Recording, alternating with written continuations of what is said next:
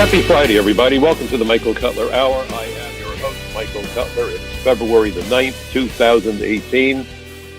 We've gotten past Groundhog Day, and the lunacy in Washington, of course, continues unabated. I thank all of you for joining me at the end of the week so we can play that inevitable game of catch up. And again, there's much to catch up on. But first, for those of you new to the program, I welcome you. Those of you familiar with me, familiar with the program, know that I'm a retired senior special agent with what used to be the Immigration and Naturalization Service, an agency that was sliced and diced when they created the Department of Homeland Security. I came to call it the Department of Homeland Surrender in the wake of the terror attacks of September 11, 2001. During my 30-year career with the old INS, I got to take a true scenic tour. I spent the first 4 years of my career as an immigration inspector assigned to Kennedy Airport. I spent one of those 4 years detailed as an adjudications officer. Back then they called them immigration examiners, doing the marriage interviews you've seen in the movies. And then I became a special agent in 1975, a very long time ago, longer ago than I want to admit. And I rotated through all the squads within the investigations branch. I was even the first INS agent assigned to the Unified Intelligence Division of the DEA, the Drug Enforcement Administration. And then the last 10 years of my career, I was a senior special agent, promoted to that position, and assigned to the Organized Crime Drug Enforcement Task Force. And after 9/11, I have been a man on a mission trying to wake people up, our congressmen, our senators, governors, mayors, who's ever willing to listen, because there's such a shortage of leaders in politics from either party. There's a few, but you got to look wide and far to find them. Also trying to, more importantly, wake up our fellow Americans who are truly asleep at the switch about the nexus between immigration, border security, and national security and public safety. You know, immigration touches on all of the major challenges and threats that America and Americans face, and the folks literally making out like bandits have done a good job of spewing propaganda. This, by the way, is not about being politically correct. It's about being Orwellian. Human beings think with words. When you can eliminate words, you eliminate the thoughts that those words represent. When you can find alternate uses for words, you obfuscate any honest conversation. And increasingly on college campuses, we are witnessing so-called safe spaces that leave the anarchists safe from being challenged by rational, intelligent people. This isn't a left-right issue. It's a right-wrong issue. Full disclosure, I'm a lifelong registered Democrat. Can't tell you the last time I voted for a Democrat. But I got to tell you, I'm not happy when I look across the aisle to the Republicans either. Both sides are all in on globalism. That's what's gotten us into this mess. Members of Congress who have conflicts of interest, members of Congress who are members of the American Immigration Lawyers Association, who are feathering their nests, the nests of their friends, and the nests of those people who pay them bribes. Because let's be blunt, that's basically what campaign contributions are. They are bribes. I wasn't allowed to take a cup of coffee when I was on duty as an agent. We were told that if we conducted an interview down the block from the target of an investigation, so the people we were speaking with were not under investigation, we were simply seeking their cooperation. If out of hospitality, they offered us a cup of coffee or chocolate milk, a scoop of ice cream, a can of soda, allowed to accept it, because the concern was that we would create the illusion of giving people preferential treatment. All that we were allowed to accept would be ice water. That was it. That was it. It was ironclad. There was no wiggle room. We were not to accept anything from anybody. Would that our politicians adhere to the same principle of high moral standards.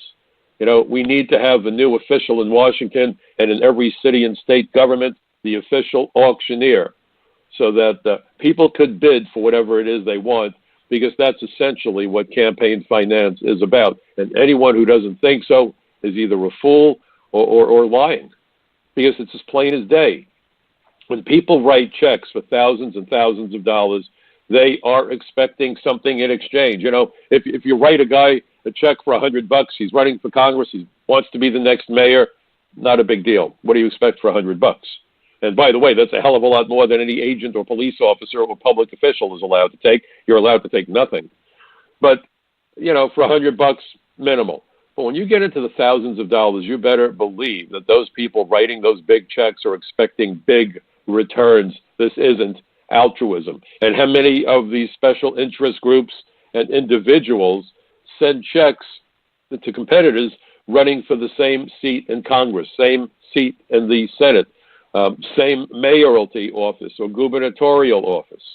Now, why in the world do you think somebody would give money to two candidates opposing each other seeking the same job? There's only one reason. The guy writing the check doesn't care who wins. He or she wants to make sure that he wins. That's what it's about. Very simple. So please follow the money. Please understand the level of corruption that we are witnessing across the board. We've never seen it this bad. And when you can listen to politicians wanting to put illegal aliens ahead of American children, that should tell you what kind of lunacy, what kind of depravity, what kind of immorality we're listening to. To hear Nancy Pelosi stand on the floor of the United States House of Representatives and refer to DACA illegal aliens as the best of the best, sight unseen, if you're an illegal alien, we value you much, much, much, much more than American children. And look at the price we pay. Look at the riots in St. Louis and Baltimore and elsewhere. African-American kids who know that they are in a dead-end life. Dead-end life. They have nowhere to go, no hopes, no nothing. They are desperate. They are angry. I'm sure they're frightened, and they should be. And they've been betrayed. Betrayed by the Black Leadership Caucus. Betrayed by everybody who votes on behalf of DACA and illegal aliens, not because I have a hatred for children from other countries, but because I have a love for American kids, and I don't care about their race, their religion, their ethnicity, nothing. All I care about is let's put American children above all the other children of the world. What rational family would provide money to a charity if they were sending their own kids to bed hungry at night? That's what we're doing. 1 in 4 American kids lives below the poverty line. And to have Nancy Pelosi stand on the floor and talk about how her grandson wishes he had a different skin color, and you could say what you want in Mike Cutler world, that's racism on her part, and then to say that the illegal aliens who simply have to claim that they came here before they were 16, with no way of verifying it necessarily, they're the best of the best of the best of the best? Really? How dumb of the dumber do you have to be to believe that lie? How dare a member of the United States Congress, a woman who stands high on the pecking order in the People's House, so-called, insulting American kids, American families, people who don't have perhaps brown skin that she insulted. My grandson wishes he had brown skin. Why can't all Americans be proud to be Americans, no matter what their race, no matter what their religion, no matter what their skin color? Martin Luther King wanted a colorblind America.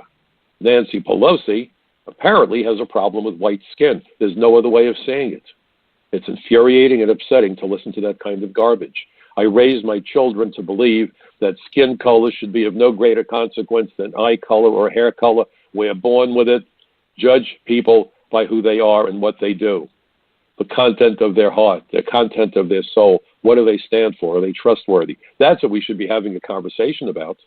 But this divide and conquer nonsense that has been going on for far too long is also part of the political polling process. I want all of you to think about it. When we hear the pollsters come out of the woodwork, especially during the election season, and they've got their magic markers and who's twittering and tweetering and all this lunacy, all this nonsense, all this garbage, all this make-believe serious stuff. It's not serious stuff. It's snake oil. Because when you can differentiate Americans by color, by race, by religion, by ethnicity, you're a racist. Why in the world does anybody really think that Americans who are of Latino ancestry or Latino ethnicity inherently want something different from people who aren't Latino? We hear the same garbage about black voters and Jewish voters and Christian voters. See, it's reasonable to talk about people by age. People who are retired have different concerns than the kid that's graduating with a degree from college and has fears about his or her future. What will I do for a living? Will I get a job? Somebody who's 70 years old isn't worried about getting a job. When someone has children, they're more concerned perhaps about the educational system than the person who never had kids would be. because they're worried about how their children will do in life if they're not properly educated. That makes sense. Somebody who has a PhD and is looking for work is not likely to be displaced in the labor force by an illegal alien who runs the border. But somebody who barely gets out of high school or maybe didn't graduate from high school certainly would be concerned about losing his or her job to somebody who runs the border. The guy with the PhD, on the other hand, might be concerned that we're educating hundreds of thousands of foreign students in the STEM curriculum, and we're bringing in tens of thousands of H-1B visa holders to compete with American workers. That certainly would be of great concern to somebody who has a high-tech education, but not likely to be of great concern to somebody, again, who didn't have much in the way of formal education. So those are reasonable dividing points. Someone who lives in the city has different concerns from someone who lives and works on a farm. That's reasonable. But all things being equal, when you hear about the polls about how do you appeal to the Latino voter, by opening up the borders, by legalizing illegal aliens, by permitting gangs to roam freely in the streets and have sanctuary cities, I don't care what your last name or your skin color, your race, or your religion is. If you're an American citizen, you've got to be out of your damn mind if you think that that's worthwhile and something you want to see. But how many times do we hear these same arguments? And they're lies. They divide America up. They set us off against one another. It's a divide and conquer strategy. It's disgusting. And these are the same supposed journalists who, if they heard that law enforcement engaged in profiling, even if it's the sort of profiling that's legally justified, law enforcement can profile. But you don't do it because some guy is black or white or green or wears a yarmulke or doesn't wear a yarmulke. You're doing it because of circumstances, totality. There's a whole bunch of issues that go into it.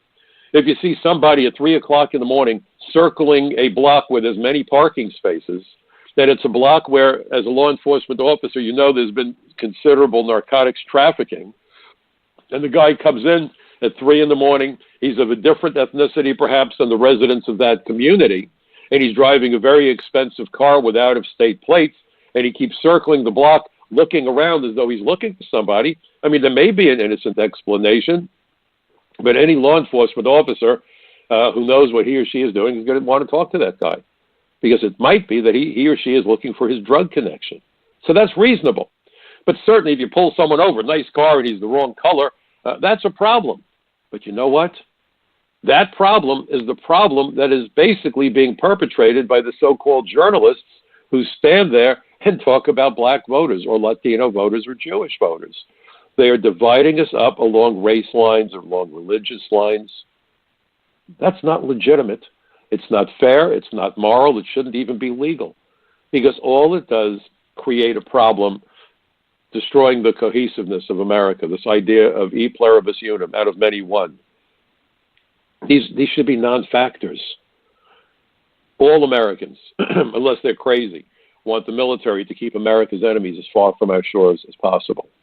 Every American wants the police to keep the streets safe, wants the schools to educate our children equally, properly, effectively, so that any American, irrespective of what I call superficial factors, race, religion, ethnicity, gender, any American willing to work hard, study hard, and perhaps benefit from a little bit good old-fashioned luck thrown in for good measure, might be able to write the great American success story. That's what we're talking about. So you look at the craziness, and you look at the way DACA has been jammed down the throats of Americans going back to Mr. Obama. What a con scam he came up with. I wrote a piece for Fox News Latino back then. Fox News Latino kind of evaporated, so now it's still up on Fox News, the pieces that I've written. But I said that what President Obama referred to as prosecutorial discretion should really be called prosecutorial deception. DACA, if you look at my articles, and I write for frontpagemag.com, I write for The Social Contract, and I, on occasion, write for Newsmax. They're wonderful enough to have me on the programs with them. Just yesterday, I taped a segment for the Daily Ledger over at One American News Network, and then I taped another interview all about DACA with another journalist from One American News. Went into the studios in Manhattan to tape the interview. Hopefully it'll be running this weekend, talking a little bit about the background to DACA. Over 10 years ago, there was an effort made to pass comprehensive immigration reform, and it failed to pass. Congress voted it down. I testified before a number of hearings about first the guest worker amnesty program George W. Bush wanted to create, and they had comprehensive immigration reform. And I wrote an op-ed for the Washington Times 10 years ago. I called it the Terrorist Assistance and Facilitation Act, and Senator Sessions agreed with me. And in fact, he quoted me from the floor of the Senate on 3 separate days during the floor debates back in '07, and then sent me a certificate in which he said that it was his belief that his ability to use my words during the floor debates convinced enough of his colleagues to vote down bad legislation. I was very honored, very pleased, very proud. And then Mr. Obama stands in the Rose Garden and says, well, we couldn't get that passed. Congress wouldn't act. Well, Congress acted. They acted to vote no, and they voted against the DREAM Act also. The DREAM Act, marvelous hypocrisy. Don't say the word alien, oh my God, except if it's the DREAM Act, because the A in DREAM Act is alien. Well, they couldn't get the DREAM Act through. DACA was an end run around that. And so now you have President Trump inexplicably, very upsettingly to me, because I've been supporting him for his candidacy. Don't always agree with everything he says or the way he says it. Sometimes he gives me a little cause for pause. I think he does that for everybody.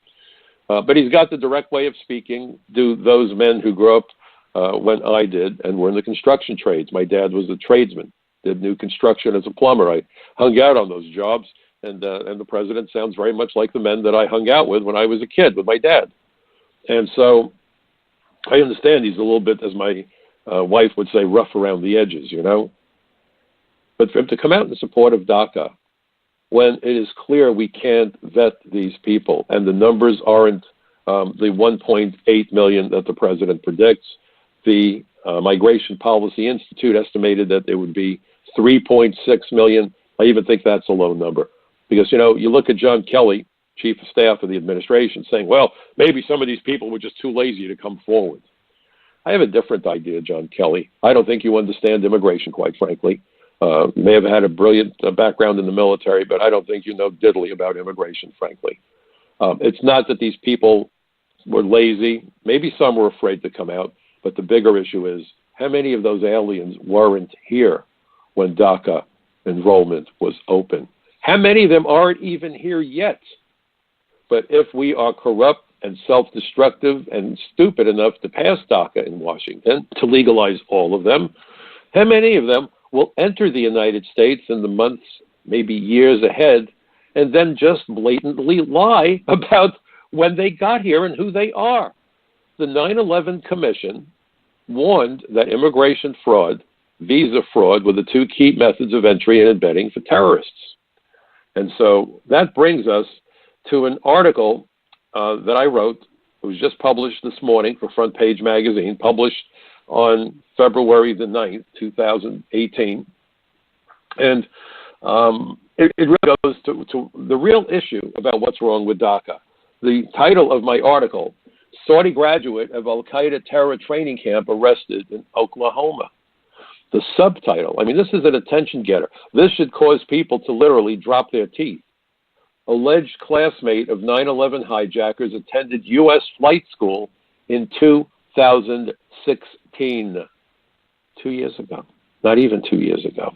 He entered the United States in 2011 as the spouse of a foreign student, someone on what is known as an F1 visa. And nobody knew who this guy was. He's a Saudi national. Nobody knew his nexus to the terror attacks of 9/11. And when I started to read the press release issued by the Justice Department, which is what had caught my eye, which is what caused me to write my article, I wound up finding myself suffering from a bit of deja vu. Because when I remember 6 months after 9/11, it was suddenly discovered to everybody's horror that two of the dead terrorists, including Mohammed Atta, the ringleader of the attacks of 9/11, had been granted authorization to attend flight school 6 months after the attacks. So by then, the entire flipping world knew they were terrorists and knew they were dead. But because of a monumental screw-up, the computer company hired by immigration, and I just love these contracts that are given out. Why can't these agencies do the jobs themselves? Very often, these contracts just waste more money and make things more difficult. We create Rube Goldbergs. Everyone says, oh, let's privatize everything. Not so fast. Not so fast. Companies are in business to make profit. I don't know that it's such a great deal. I think things are a lot better when people working for the government are required to do the job, so there's accountability. There's lots of holes in the system when you start bringing in private contractors, but that's me. So this brilliant contracting outfit sent letters of approval to the flight school that said, we want to train these two guys, Mohammed Atta and Marwan al-Shehi, and they said, sure, go ahead, train them. But the paperwork got there 6 months after 9/11. Stunning. I was one of the 4 witnesses at the hearing. If you go to my article at Front Page Magazine today, frontpagemag.com, please read my article. Check out the links. If you have the time, please watch that hearing, because I provided you with a link. It was covered by C-SPAN. It's part of their permanent library. Watch the hearing. Watch the indignation of the members of Congress from both sides of the aisle. Listen to the promises. Listen to the demands. Listen to the urgency in their voice. And then realize that nothing has been done that meets the demands that those irate members of Congress make. We should give those people Academy Awards. We're not going to tolerate this. This isn't ever going to happen again. We're going to get on this. Nothing happened. Nothing happened. In fact, the same BS is continuing, but more frequently now. Now, how is that possible? How is it possible that a country that 45 years ago repeatedly sent astronauts to the moon with extremely primitive technology, didn't lose a single astronaut going or coming to the moon, even brought back Apollo 13 safely, even though there was an explosion on board? I had the unbelievable privilege of meeting Commander Jim Lovell not long after that. When I went to Border Patrol Academy, I went to the Johnson Space Center in Houston, the Manned Space Center, and lo and behold, there was Commander Lovell, and we got to speak for about a half hour. I cherish that conversation. I subsequently met Gene Kranz, flight director, who helped to bring them home. These are amazing American heroes. They're my heroes. The astronauts, since I was a kid, were my heroes growing up. Now look at those achievements. But we can't figure out who's here and what's going on. Folks, this is failure by design. You see, there's nothing wrong with the immigration system. Now, you're going to think Mike Cutler's lost his mind, but listen carefully. The U.S. Chamber of Commerce, the American Immigration Lawyers Association, many religious institutions with empty seats wanting to fill those pews, corporations that want cheap labor, the hotel travel industry wants cheap labor to change the linen in the hotel rooms, and they want wealthy tourists to sleep on those sheets when they come here. All of these different groups looking to make lots of money are getting what they want. An unlimited supply of cheap, exploitable labor, and believe me, there's no compassion in exploitation, an unlimited supply of foreign tourists, and an unlimited supply of foreign students. That's what this supposedly broken system is delivering. It is the most efficient delivery system this side of FedEx, delivering what the people writing the campaign contributions want. And, they even had the chutzpah in Congress, and people are so foolish, where legal fees would have been paid for the illegal aliens. When I go around the country doing speaking events, and if you know of any opportunities, let me know, and I'll consider coming to your neck of the woods. So I can't tell you how many times I've done speaking events. And I say to people, well, why in the world do you think comprehensive reform would have included money to pay the legal fees for the illegal aliens? And so many people incapable of thinking immediately say, oh, politicians, they're pandering to the illegals. Huh? No, they're not. You don't pander to the powerless. You never pander to the powerless. This was simply about making certain that immigration lawyers got paid. That's all it is. And so if you look at the way that legislation is written, it never includes more agents to enforce the immigration laws. There's even now a new bill going through Congress, and I'll probably write something about it. If you carefully go through it, yes, they want more border agents, but they don't want any more immigration agents. They want to have mandatory E-Verify. People say to me, well, that's the solution. If you made it mandatory, they'd stop hiring illegal aliens. Again, dopey. No, you can have mandatory E-Verify, and you can have millions upon millions upon millions upon millions of illegal aliens working with no problem in America. Think. Put on your thinking cap. Screw it down and turn the switch on. Hire them off the books. And that's how they hire them now. That's how they've always hired illegal aliens. So what in the world would E-Verify do if we make it mandatory? Not much. Not unless you hire enough agents to conduct the audits and go after the employers. So why don't they hire the agents? Because they don't want the employers to be messed with. So they pass laws. Sounds good. I compare this to the guy in the circus who saws the lady in half. Now, does anyone really think that the guy with the magic hat on his head is really going to saw that woman in half? I mean, think of the consequences. He goes to jail, and when he gets out of jail, if ever, nobody will work for him again, right? So to entertain the audience, he has to come up with a very convincing presentation that, oh my God, he sawed her in half. How did he do that? And we all know that he didn't really hurt a hair on her head. Politicians know that the American people are fed up. They want our border secured. They want our immigration laws enforced. Now, they know that they have to promise it, just like they promised the people who come to the circus, I'm going to cut my pretty assistant in half. Well, they go to their electorate and they say, okay, constituents, I know what you want, and we're going to do it. We're going to spend all this money because we're going to do what you want. We're going to secure that border. We're going to enforce those laws. We're going to write new laws. But they have a problem. Because if they really do it, they don't worry about going to jail. They worry that the people writing their campaign contributions will stop writing the checks. So what do? They create a very convincing illusion so that somebody who doesn't understand how things really work says, wow, my congressman is doing exactly what I said. I'm going to vote for him. You know what? I'm going to mail him a couple of $100. He's so fantastic. And meanwhile, nothing has changed. Man's laws need to be enforced to be relevant. The laws of nature, they are immutable. The speed of light has nothing to do with anybody with a radar gun and a summons books. But the speed of cars on the highways, the only way you can control that is if enough people understand that there's cops out there willing to stop them if they're speeding. So without enforcement, man's laws are worthless. They're meaningless. They're words on a piece of paper. And if you look at the new law that's been proposed, there isn't a single word about how many more immigration agents they're going to hire. Because the goal is not to enforce the immigration laws, folks. It's to cut the lady in half and make it look good. That's what they're doing. And so we're told, well, and the president said it, oh, we're going to make sure that these people that apply for DACA have good moral character. How? There's no capacity to interview these people. The approval rate for DACA was in excess of 95%. You know why? There were no in-person interviews. There were no field investigations. All that the adjudicator had to go by was the information that was provided with the application. So if all the answers were right, and maybe some rent receipts or utility bills, whatever, maybe it was theirs, maybe it wasn't, maybe they were counterfeit. God only knows. It's all bogus. All bogus. The Reagan amnesty created a cottage industry of document vendors. The 9/11 Commission talked about document vendors. That's the entry and embedding tactic of terrorists. And back when Reagan did this, we started to get into desktop computing and desktop publishing. Well, we've gotten a lot more sophisticated since then, haven't we? So when the president says, well, we're going to make sure they have good moral character, I'd like to know how. Are you going to play Mighty Karnak and hold the application up to your head and figure this out, those of you old enough to remember Johnny Carson's routine on The Tonight Show?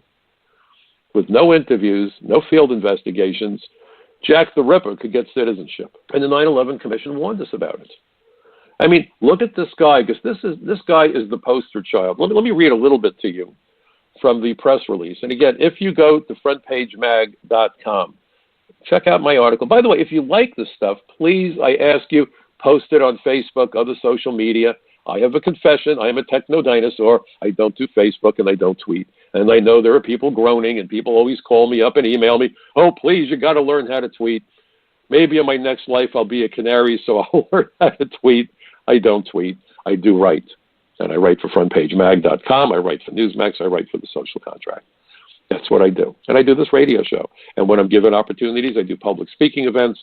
I go on radio and television shows. I probably average about 30 radio interviews every month in addition to my own show. But I don't tweet, and I don't Twitter, and I don't boop, and I don't bop, okay? So if you could do that for me and be part of my bucket brigade of truth, I would be forever indebted to you. But here's how this piece of material starts out.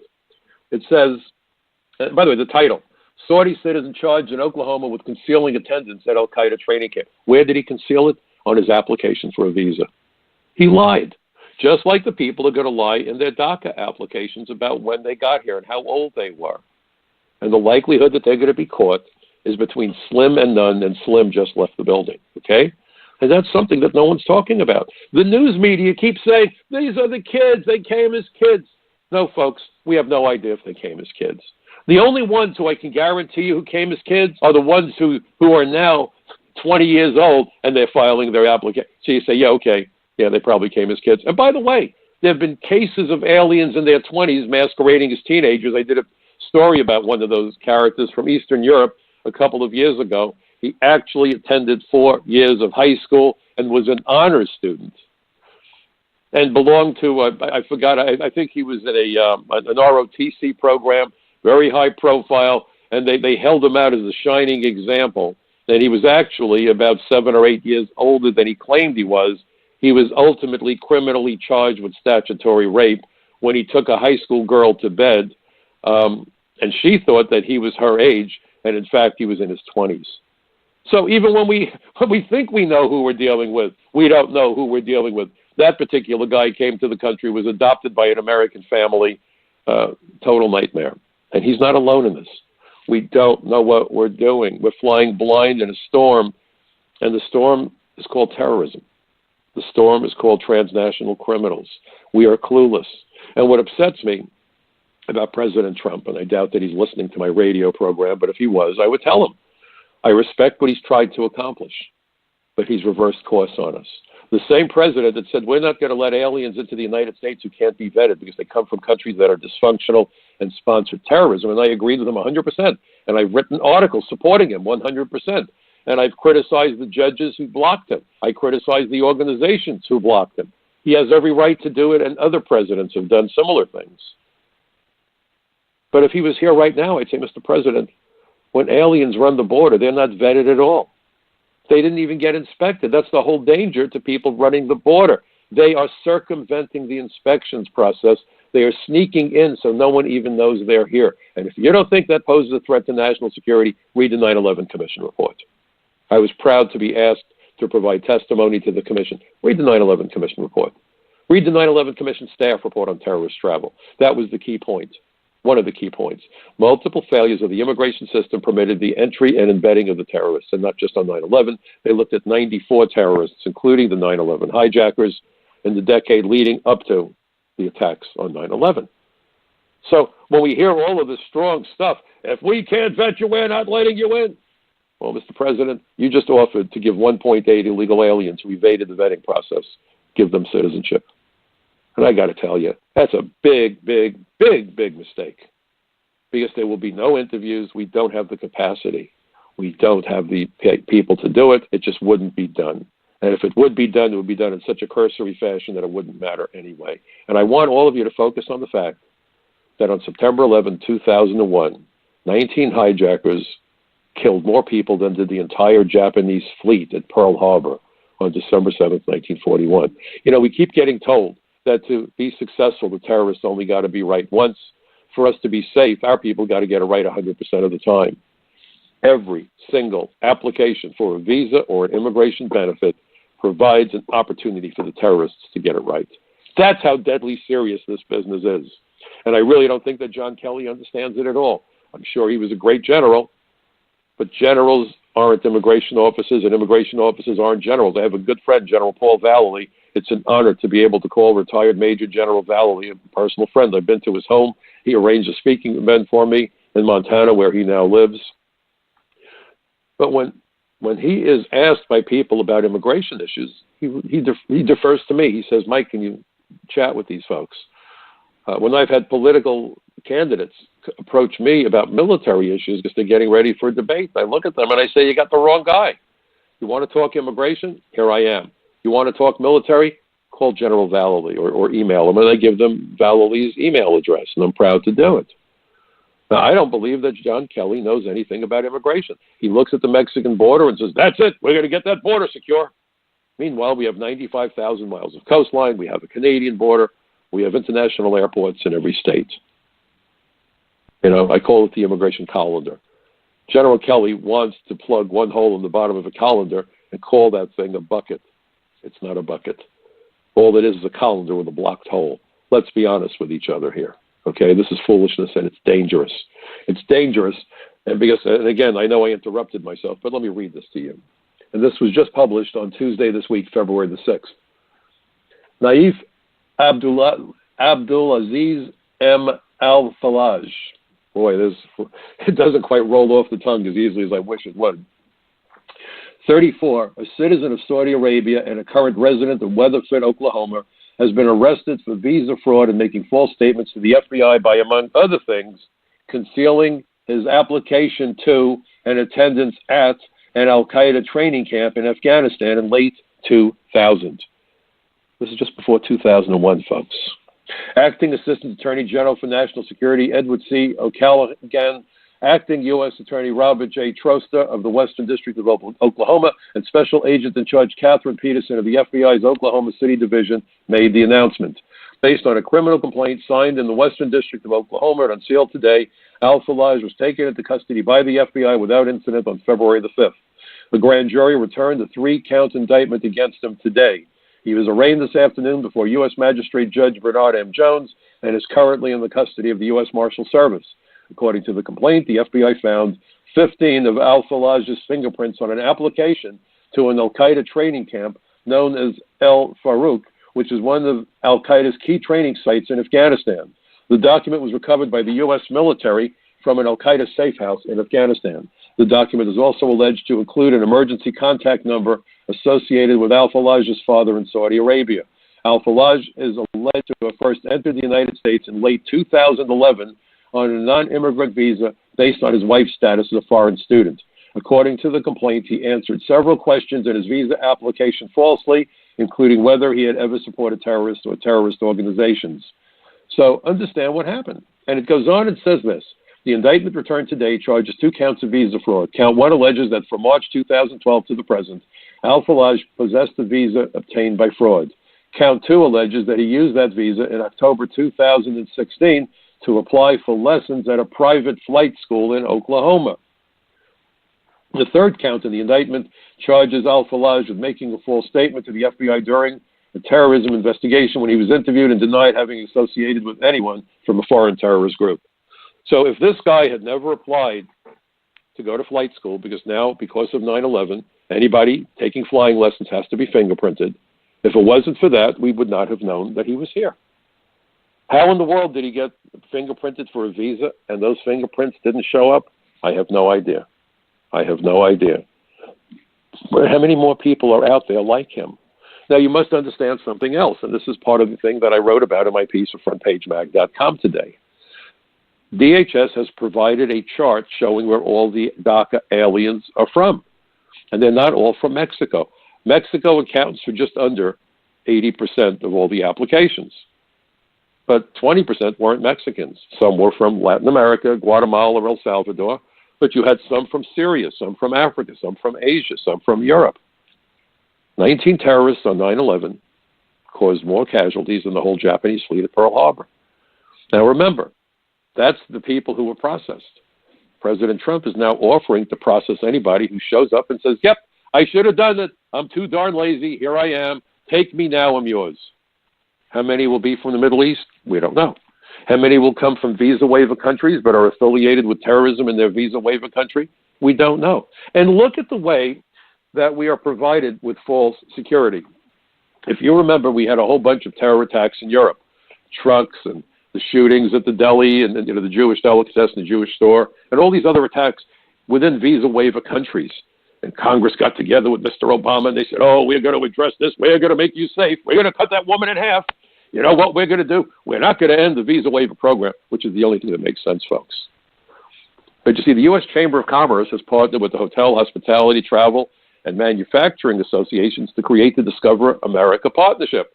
They don't care that Al-Qaeda, that the drug cartels and ISIS have discovered America. They just want to fill every seat on every airplane, every bed in every hotel, every seat in every baseball park, every seat in every theater, every seat in every high-priced restaurant. That's what they want. So how do they do that? Let's make it easier to let people come here. Let's stop putting impediments in their way. The visa process discourages people from traveling. End the visa process. So we went from 26 visa waiver countries, and now we have 38 visa waiver countries. And if the Chamber of Commerce had their way, there'd be no visa requirement anywhere, at any time, for any purpose. They think they're terrible because it deprives their people money. And after all, when all you care about is money and dead people are collateral damage, the cost of doing business, as the father of one young man who was killed on 9/11 said to me with tears in his eyes, and I can't forget it, they don't care. They just plumb don't care. The Chamber of Commerce could care less if 1,000 people were killed tomorrow. No, they might actually enjoy that. they'd be drumming up business for another great American industry, the funeral homes. They don't care. These are people who know the price of everything, the value of nothing in human life is that to them is worthless. That's the only conclusion they can come to. They don't care. And if they can destroy the wage structure for the middle class, more the better, because then their friends who belong to the U.S. Chamber of Commerce get to make more money until, of course, people stop buying the garbage they make because no one has the money to buy it, but they can't think beyond tomorrow. They don't realize they're killing the goose that laid the golden egg. All they care about is money, money, money, money, money, and money, money, money, money, money. That's all they want. And if people die, they don't care. If we're less safe, it doesn't matter. All that matters is how much money they can shovel into their bank accounts. I've heard enough of these bums testify with me at state legislative hearings in Washington. I had one guy in Washington affiliated with an organization that's linked to the Chamber of Commerce tell me that America's borders are an impediment to his wealth. Our borders are an impediment to his wealth. I said they're our first and last line of defense. He could care less. He said nothing is 100% safe. It's inevitable people are going to die. He was so cavalier, so cavalier. This is what we're dealing with, folks. This is why we're seeing what we're seeing. And Congress is very happy to do their bidding because they've been paid to do it. You see? This is why campaign contributions are bribes. So you look at the situation we're in, where people can easily lie about who they are, when they got here. You would think that people would be alarmed, and they're not. The visa waiver program is a problem, but they don't want that program stopped because they might wind up with a couple more empty seats on airliners. Maybe a couple hotel rooms won't have people sleeping on the sheets. So they had to create an illusion. So what was the illusion? The enhanced visa waiver program. You're going to love this. Oh, this is great. Because now if you're a citizen of a country that participates in the visa waiver program, we're not just going to let you into America. If you've been to Syria or Afghanistan, there was a list of about 6 countries. If you've been there within the last 6 months, you need to go to the U.S. Embassy where you live and get a visa. We're getting tough. If you've been to Syria, you need to get a visa. Stop the music. Do you think some guy is going to walk into an embassy, he's going to come bopping in his hot little hand, he's going to have his British passport or his German or his French passport or his Belgian passport, and he's going to say, hey, listen, I just spent the last 6 months in Syria. In fact, you know, I'm all for being honest with you. I don't want to commit fraud, folks. Here is my certificate of attendance at IED school where I learned how to make the best car bombs of anybody in my class. Do you think he's going to provide a transcript like that to our officials? Do you think a terrorist is going to walk into a U.S. embassy and ask for a visa and admit that he or she went to training in one of those countries? My goodness gracious. This goes beyond naive. This is such duplicity, such duplicity. And at the time, Mr. Obama went out there and was ranting and raving about, we're getting tough, we're going to secure, we're going to make you safe, we're going to cut the woman in half, right? You see, because if they go to those countries, damn it, they're going to have to get a visa. No, they're not. They're just not going to tell anybody they went. Just like the guy that hires illegal aliens will hire them off the books. This isn't rocket science. But what alarms me, folks, how many people listen to this dreck and say, oh, we're safe now. Thank God we have a wonderful president. Thank God Congress is on the ball. My rear end, they are. The average American has the IQ of a radish. I swear to God. Stop and understand what's happening. Stop and understand the lies that you're being told. There are many more people who have driver's licenses and cell phones in America than there are illegal aliens. I think you'll agree. Bad as it is, we still have many more Americans with driver's licenses and cell phones than there are illegal aliens. Yet, how many commercials do you see warning you that if you're caught texting while driving, they're going to get you? They have you convinced if you even get near that telephone and you're behind the wheel, SWAT is going to descend on your car with heavy weapons and pull you through the sunroof, never to be seen again. Don't you dare text and drive.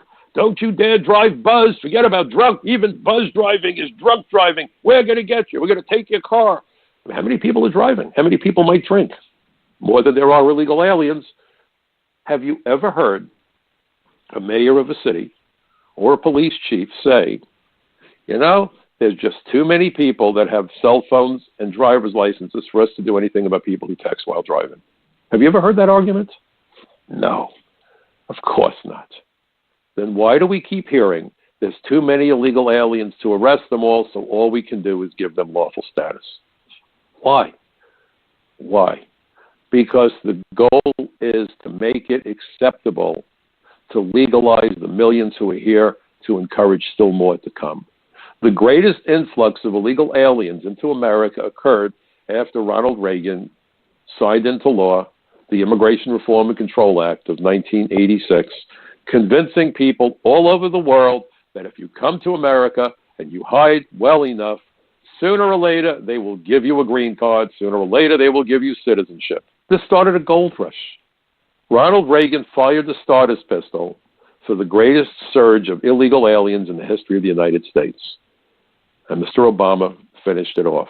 And if you look at the testimony of John Hostetler, and I was at that hearing, I was one of the witnesses. He used to chair the House Immigration Subcommittee, conservative Republican, by the way. John's a good guy, one of the few good guys, but he's not there anymore. Not there anymore. They took their support away from him, the Republicans did. I wonder maybe why. We can all speculate. But John Hostetler said that the way that DHS was put together in response to the enactment of something known as the Homeland Security Act, the reaction to the 9/11 Commission, the reaction to the attacks of 9/11, the way they put it together made it impossible to enforce the immigration laws, secure the borders, or protect Americans. And he said, and the thing of it is, I'm paraphrasing, is that everybody knew that the reason that the attacks were able to happen wasn't because people violated customs laws or agriculture laws, or it was purely because of immigration law violations. So you would have thought that they would have ended its dual mission business. And I was the one who called that to their attention long before the hearings, and I recommended reconfiguring the agency to create something that I had called the Bureau of Immigration Enforcement. They even had a rally of sorts in the Congress from the well of the House where they held up banners, INS equals ignoring national security, BIE, Bureau of Immigration Enforcement. But George Bush didn't want that. He wanted open borders. And that's why Ramos and Compion, those two Border Patrol agents, were prosecuted for doing their job on the dangerous part of the border when they encountered a drug smuggler. And their defense attorneys weren't even advised that the guy that they got into the confrontation with had been previously charged with narcotics trafficking. They were set up by their own government that put them there in that dangerous part of the border under the Bush administration. I'm so tired of reading comments to my articles where the people that are writing them aren't looking at big pictures. You know, who was the president when this happened? It was Obama. Well, I have a lot of issues with Mr. Obama. Boy, oh boy, I could go on for the next month about my issues with Obama. But I could go on for the next month about what Bush did, about the amnesty by Ronald Reagan, and you could say what you want, that it was a big mistake. Let me tell you, he even included a confidentiality provision, Reagan did, so that as an immigration agent, I could not share an amnesty file with the FBI or the police or anybody, even if they came to me and said the guy was running around with an atom bomb. All other immigration files are open to share. Naturalization files, here, have it. The guy got a green card, wonderful. Political asylum, you got it. The amnesty files were sealed. And the only way that I could share anything in the file, a name, an address, a photograph, anything, was with a court order. Otherwise, I would have been committing a 5-year felony. I could have lost my job and I could have gone to jail. Why? It was an open invitation to fraud. We can speculate. Reagan's dead. I can't, ask him, what were you thinking? But every agent that I know saw that as an inducement for fraud, so nobody would pay attention to what was in the applications. And that's part of why we wound up with many more illegal aliens than the 1 million we were told would get legalized under the Reagan plan. We wound up with almost 3.5 million or 4 million, whatever the number was, God knows. So please understand, both parties have done this to us. Both parties have done this to us. And when I look at this guy who went to terror training camp in 2000, and we admitted him into the United States in 2011, and it's only because he went to flight school. What would have happened? I don't know. I don't want to speculate. The guy is alleged. We have to be careful. But if he's still an active adherent to the madness, was he planning to go to flight school because there's other people here that want to participate in a hijacking? 9/11 all over again? I mean, they all wanted to learn to fly airplanes so they knew how to hit the buildings. They turned airliners into cruise missiles. Is that what we're witnessing? I don't know. Was he planning to load up an airplane with explosives and fly it into a building or a facility of some sort? I don't know. Was he simply learning to fly airplanes for the same reason that I did when I was a kid, because it's a fun thing to do? Possibly. But the possibilities are disquieting. We live in a very dangerous era. And this is one case of many. I could flip through article after article after article about aliens who gamed the immigration system and got away with it. Faisal Shahzad, the Times Square bomber, came to America on a student visa at the age of 20. Of course, the media referred to him as homegrown. He wasn't homegrown. And less than a year before he set off the car bomb, he became a citizen. If they had done a proper investigation, they probably could have figured out what he was up to. They didn't do an investigation.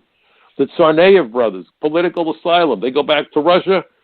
What kind of credible fear do you think they had if they went back voluntarily to Russia after we gave them legal status? And then they got green cards, and one of them got to be a citizen. And then they carry out the deadly terror attack in Boston in 2013 on April 15th. How thorough was that investigation?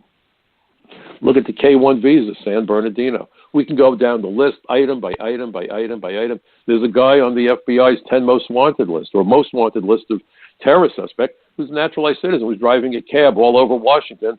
And when they issue the notice that they're looking for him, they believe he's somewhere in the Middle East. The fear is that because he drove a cab for years in Washington, he knows the ins and outs of that city the way you know the back of your hand. He was admitted, given citizenship, given a green card. Folks, what we're listening to about DACA is a bunch of nonsense. And, some of those kids are decent children. I've met them at rallies. I've spoken to some of them. I feel bad for some of them. But do we want to encourage more people to drag their kids through the desert? Because many children don't survive it. Try to drive your child in your car without a safety seat and see how quickly you get arrested. And that's right. But we're encouraging people to drag their children through the desert, and many kids don't survive the temperatures, the dryness, the spiders, the tarantulas, the rattlesnakes, the banditos. This is dangerous stuff. And as badly as I feel for these kids, what do we do? So with the politicians who didn't say children, they said children, but then they turned this around into people in their mid-30s. Why was that done? Because it was believed it would cover the great majority of illegal aliens in the United States. It was an end run around failed comprehensive immigration reform concocted by the Gang of Eight, the 8 gangsters. That's what we're witnessing. And I want you to understand what's being done, because I want all of you to become active. You need to let your elected representative know what you expect of him or her. You need to call the White House, because if they embark on this journey, there will be no turning back. There's no do-overs in this business. So please check out my articles.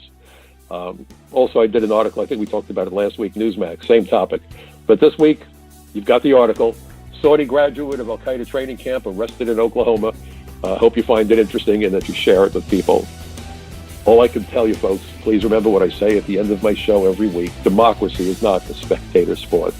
Please get involved and make it clear to our politicians that we're not as foolish as they hope that we are. Thank you for joining me. I hope to see you again next week right here on the Michael Cutler Hour. Have a wonderful weekend, everybody. So long.